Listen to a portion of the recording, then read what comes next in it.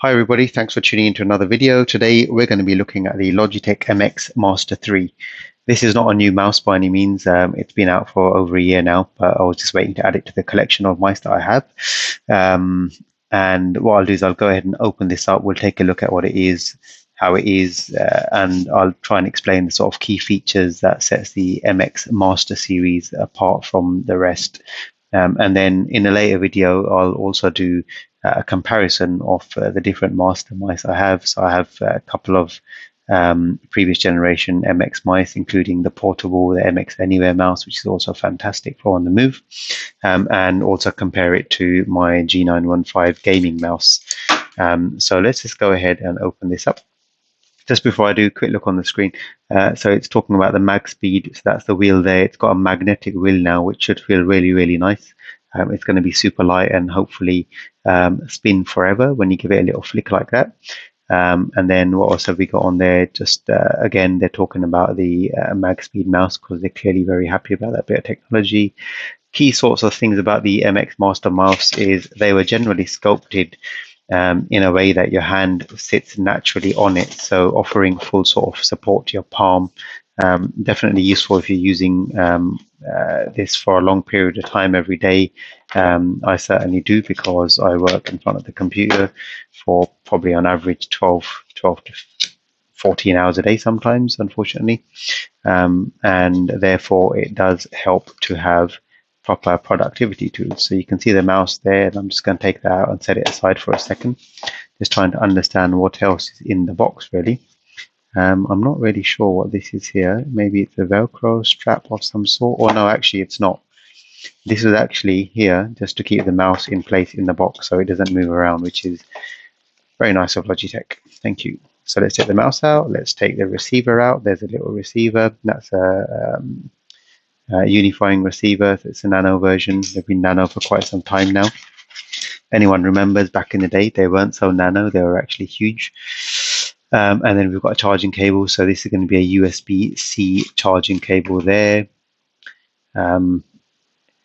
Nice in that it's a thin, lightweight cable. So if you've got it connected to the mouse whilst you're actually charging it and using it at the same time, it's not going to hinder the movement of the mouse because it's not one of those really thick, heavy cables. So nice, light, thin cable there to charge and potentially use and charge at the same time if you need to as well.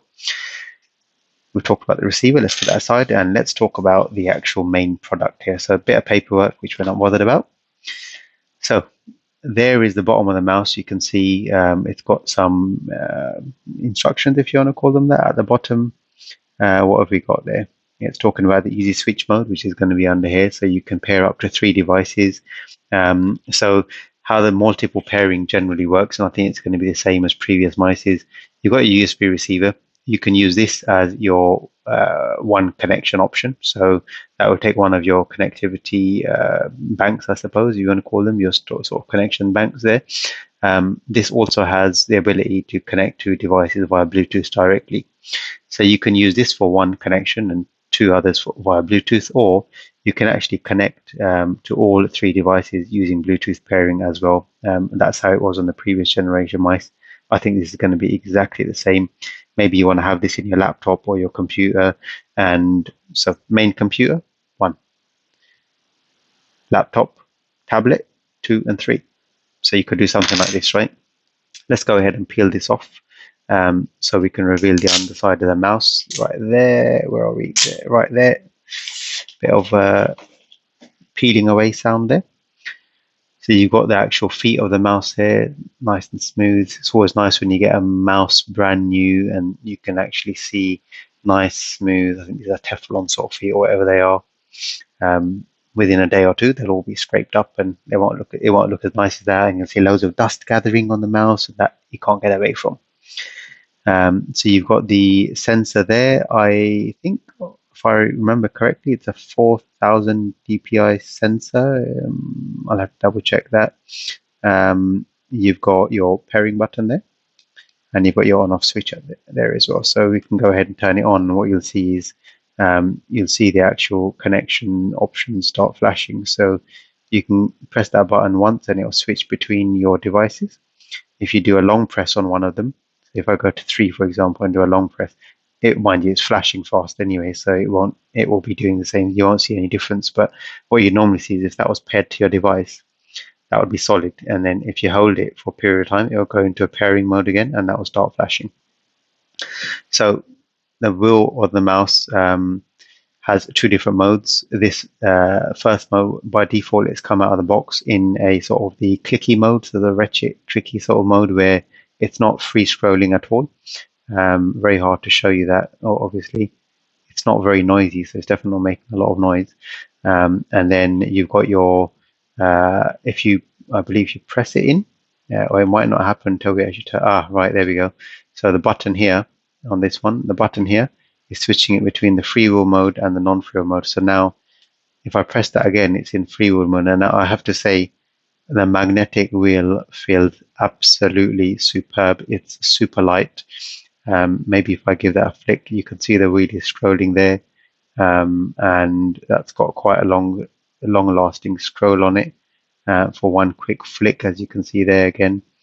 It's scrolling very nicely. It feels awesome. It's got a lovely weight to it. It's got a really, really nice weight to it.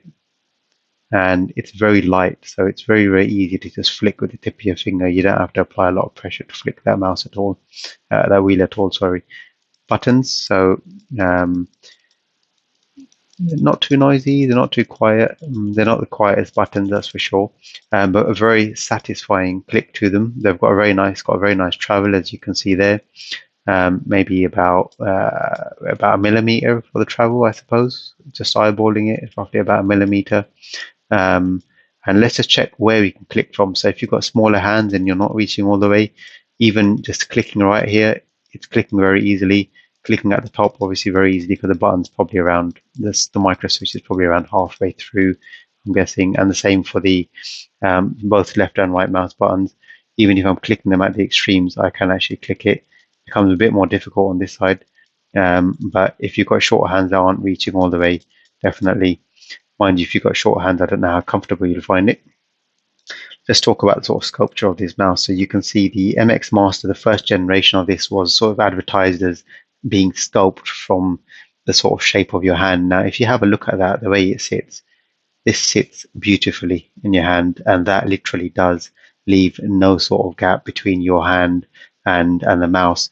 And the fact that you've got these sort of these shavings or this sort of design here where you've got these lines going through, they're quite nice because they definitely help your hand from getting sweaty. They still allow for some airflow and circulation around between your hand and the mouse. So allowing air to pass through so your hand's not getting clammy and sticky and sweaty on the mouse. And it's got a really, really nice, soft, rubbery texture to it as well. So you're definitely getting a lot of grip there. That's not slipping out by accident at all. So overall, that's on the desk like that. Your hand is just fitting on top of it perfectly, and you can see from the top view there how comfortable that is. And if you want to have one finger there, your fingers are naturally sitting on the buttons there, which extend all the way to the ends of the mouse. And you've got your freewheeling there, middle button for the click there as well. Or if you want just like that, and you reach out, maybe you reach out with a scroll wheel with your index finger there. So again, very, very comfortable feel. So let's talk about this side scrolling wheel.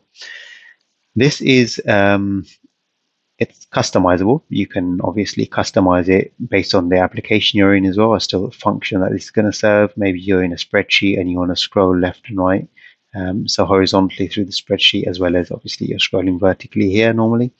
I actually use the scroll wheel on the previous versions of the MX Master for switching through Windows desktops. So I generally use Windows 10 OS.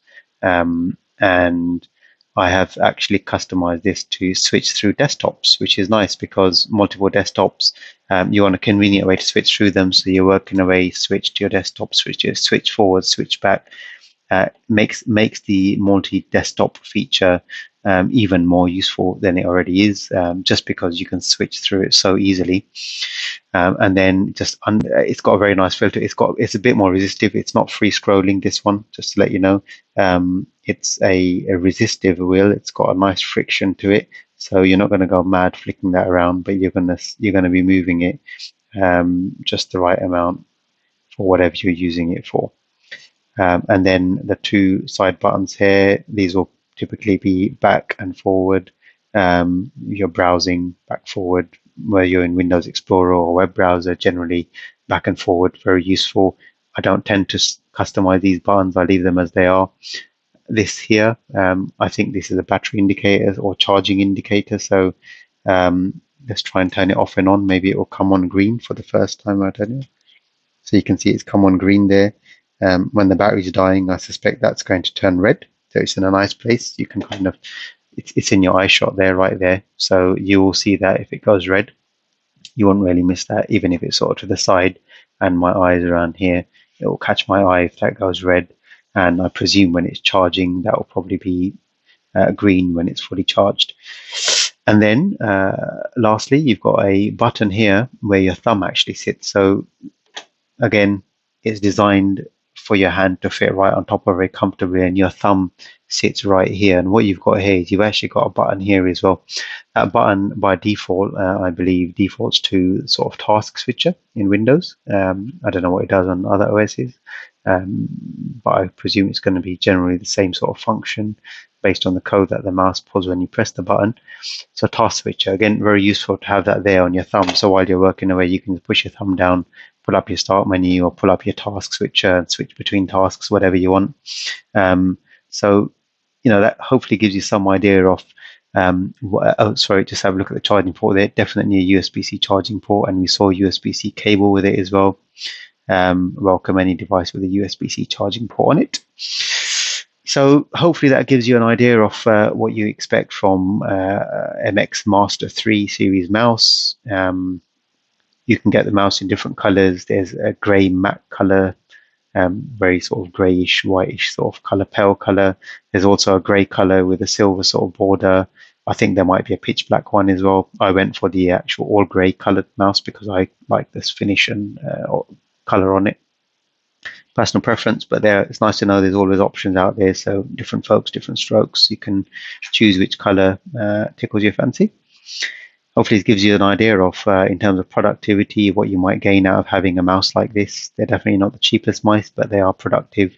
And if you spend a long time working on the computer, I would definitely recommend investing in your tools of your trade, because this is a tool of your trade if you're working in IT, to make yourself more productive.